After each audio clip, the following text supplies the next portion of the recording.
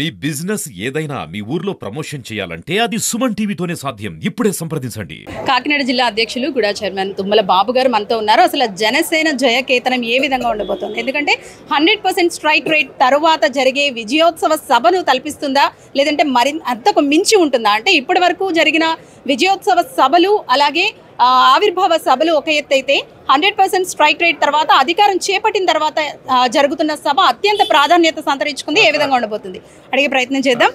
Sir, అసలు ఈ సభ ఏ విధంగా ఉండబోతుంది? ఎందుకంటే ఇప్పటి వరకు జరిగిన సభలో ఒక లెక్క అయితే ఇది ఒక లెక్క. ఎందుకంటే 100% స్ట్రైక్ రేట్తో విజయోత్సవ సభను మించి ఉంటుందా, లేదంటే ఏ విధంగా ఉండబోతోంది? అలాగే ఎంతమంది హాజరయ్యే అవకాశం? లక్షలాది మంది ప్రజలు స్వచ్ఛందంగా హాజరవబోతున్నారు. రేపు జరగబోయేటటువంటి జయకేతనం 12వ ఆవిర్భావ సభకి. గతంలో మేము 11 ఆవిర్భావ సభలు అధికారంలో లేనప్పుడు చేసుకున్నాం. ఇది 12వ ఆవిర్భావ సభ. కూటమిలో భాగస్వామిగా ఉండి అధికారంలో ఉన్నాం. 11 ఆవిర్భావ సభలు పవన్ కళ్యాణ్ గారు జరిపితే ఏదైతే జగన్మోహన్ రెడ్డి వైసీపీ పార్టీ ఉందో 11 శాసనసభ్యులకి ఒక్కొక్క ఆవిర్భావ సభకి 11 ఆవిర్భావ సభలకి 11 మంది పరిమితం చేశారు పవన్ కళ్యాణ్ గారు. దట్ ఈజ్ పవన్ కళ్యాణ్ గారు, దట్ ఈజ్ జనసేన పార్టీ అని ఈ సందర్భంగా చెప్పుకుంటా ఉన్నాం. 11 అనే అంకెకి మరొకసారి చెప్తున్నాను, 11 ఆవిర్భావ సభ్యులు జరిగితే ఈ రాష్ట్రంలో కేవలం 11 మంది శాసనసభ్యులకే పరిమితం అయింది వైసీపీ పార్టీ.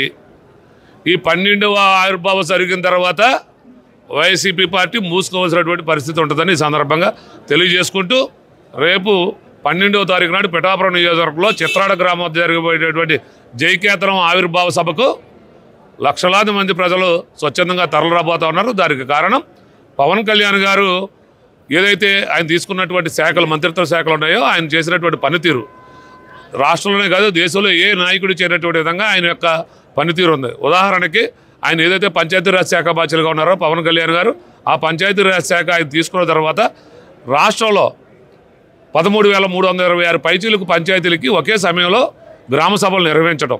ఆ గ్రామ సభల ద్వారా అంతకుముందు నాయకులు ఎవరైతే ఉన్నారో నాయకులు వారికి కావాల్సిన బంధువులు పెట్టుకోవడం, లేకపోతే రికమెండేషన్ల మీద వేసిన రోడ్నే ఇవ్వటం, అటువంటి పరిస్థితులు కాకుండా కేవలం గ్రామాల్లో ప్రజలు ఏం కోరుకుంటూ ఉన్నారో ఆ గ్రామానికి ఏం కావాలని గ్రామస్తుల కోరిక మేరకు తీర్మానాలు చేసుకుని పంచాయతీల్లో వారి కోరిక మేరకు పనులు చేసుకునేటువంటి వెసులుబాటు కల్పించినటువంటి ఘనత పవన్ కళ్యాణ్ గారిది.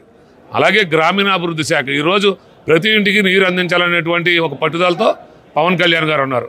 అలాగే పర్యావరణ శాఖ తీసుకోవటం, పర్యావరణాన్ని కాపాడటం కోసం మీకు ఆయన పర్యావరణ శాఖకి చెప్పాలంటే ఉదాహరణ, ఇంత పెద్ద మీటింగ్ జరుగుతుంది, అక్కడ ఏదైతే అక్కడ వాటర్ ప్యాకెట్లు కానీ మజ్జిగ ప్యాకెట్లు కానీ అక్కడ అంతా పొల్యూట్ చేస్తారు. మీరు సభ జరిగిన తర్వాత చాలా రాజకీయ సభలు ఏం చేస్తారు, అక్కడ వదిలేస్తే పోయి మున్సిపాలిటీ వాళ్ళు ఎత్తుకోవడం, లేకపోతే అక్కడ ఉన్న పంచాయతీలు ఎత్తుకోవడం. అలా కాకుండా మనమే ఏదైతే మనం సభ నిర్వహిస్తున్నామో సభ నిర్వాహకులే ఆఖరి వాటర్ ప్యాకెట్ దాకా అక్కడ ఏ విధమైనటువంటి చెత్త లేకుండా పూడ్చేటువంటి బాధ్యత కూడా జనసేన పార్టీ తీసుకుంది. దానికి స్వయంగా ఈ కాకినాడ పార్లమెంటు సభ్యులైనటువంటి తంగిళ్ళ ఉదయ శ్రీనివాస్ గారి యొక్క నేతృత్వంలో మళ్ళీ క్లీన్ అండ్ గ్రీన్ అనేటువంటి కార్యక్రమాన్ని చేపట్టడానికి మనోహర్ గారు కూడా ఆదేశించడం జరిగింది. That is Janasena party, that is Pawan Kalyan garu mandatory అని ఈ సందర్భంగా తెలియజేస్తా ఉన్నా. Thank you so much sir. Sir, మీరు చెప్పండి, దాదాపు 16 కమిటీలను ఏర్పాటు చేసి అన్ని ఫెసిలిటీస్ కూడా ప్రొవైడ్ చేస్తున్నారు. ఎందుకంటే ముఖ్యంగా సభలు అనగానే చాలామంది జనం వస్తూ ఉంటారు, సభలు అయిపోయిన తర్వాత ఎక్కడి వారు అక్కడికి వెళ్ళిపోతుంటారు, మున్సిపాలిటీ వాళ్ళు ఆ క్లీనింగ్ పనులన్నీ చూసుకుంటూ ఉంటారు. కానీ ఈసారి సభల్లో ఏంటంటే జన సైనికులే స్వచ్ఛందంగా ఈ కార్యక్రమాలు చేయడం అనేది ఏ విధంగా చూడొచ్చు? మా అధ్యక్షులు పర్యావరణం మీద చాలా ప్రాముఖ్యత తీసుకుంటారు పవన్ కళ్యాణ్ గారు. దానిలో భాగంగానే పర్యావరణం ఎక్కడా దెబ్బతినకూడదు మన సభ ద్వారా అన్న ఆలోచనతో వారి యొక్క సొంత ఖర్చులతో సైనికులతో పూర్తి స్థాయిలో క్లీన్ చేసి ఆ సభను అప్పచెప్పాలని ఒక ఆలోచనతో ఉన్నారు.